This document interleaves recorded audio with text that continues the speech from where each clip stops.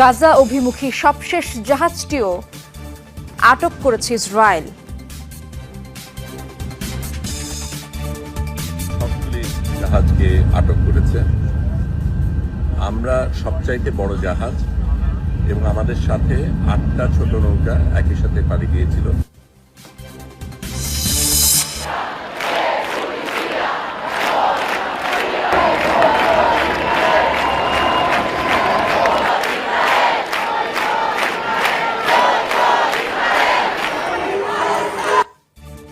গাজা অভিমুখী Sumud flotilla আটকে দেয়ায় বিশ্বজুড়ে ইসরায়েল বিরোধী বিক্ষোভ, আন্দোলনে উত্তাল ইউরোপ এশিয়ার বহু দেশ।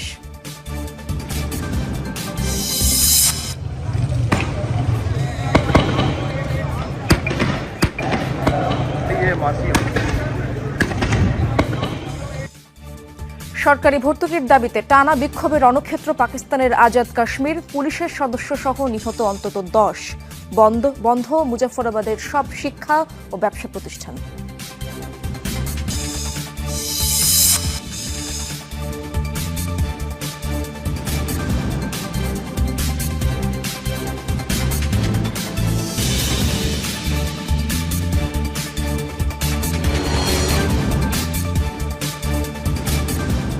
দর্শক, এতক্ষণ শিরোনামগুলো দেখছিলেন, পুরো সময় জুড়ে আপনাদের সাথে থাকবো আমি ইশরাত জাহান। গাজা অভিমুখে সবশেষ জাহাজ দ্য ম্যারিনেটো আটকে দিল ইসরায়েল। স্থানীয় সময় সকালে নৌযানটিতে হামলা চালায় ইসরায়েলি নেভি, তুলে নিয়ে যাওয়া হয় মানবাধিকার কর্মীদের। এদিকে গ্লোবাল সুমুদ ফ্লোটিলার পর গাজার দিকে ছুটছে নতুন ত্রাণবাহী নৌবহর। কমপক্ষে 10টি নৌযান নিয়ে ভূমধ্য সাগর পাড়ি দিচ্ছে ফ্লোটিলাটি। মানবিক সহায়তা ছাড়াও বহরটিতে রয়েছে চিকিৎসক, সাংবাদিক এবং মানবাধিকার কর্মীদের 60 জনের একটি দল।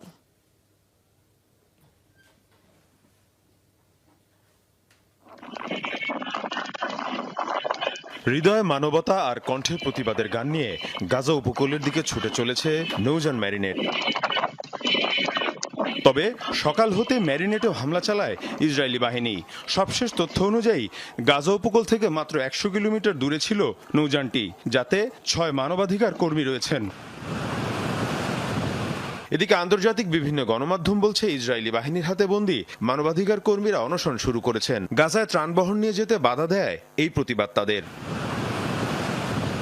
এদিকে গ্লোবাল সুমুদ ফ্লোটিলার পর গাজার দিকে ছুটছে নতুন ত্রাণবাহী বহর। কমপক্ষে 10টি নৌযান নিয়ে ভূমধ্যসাগর পাড়ি দিচ্ছে ফ্লোটিলাটি। মানবিক সহায়তা ছাড়াও বহরটিতে রয়েছেন চিকিৎসক,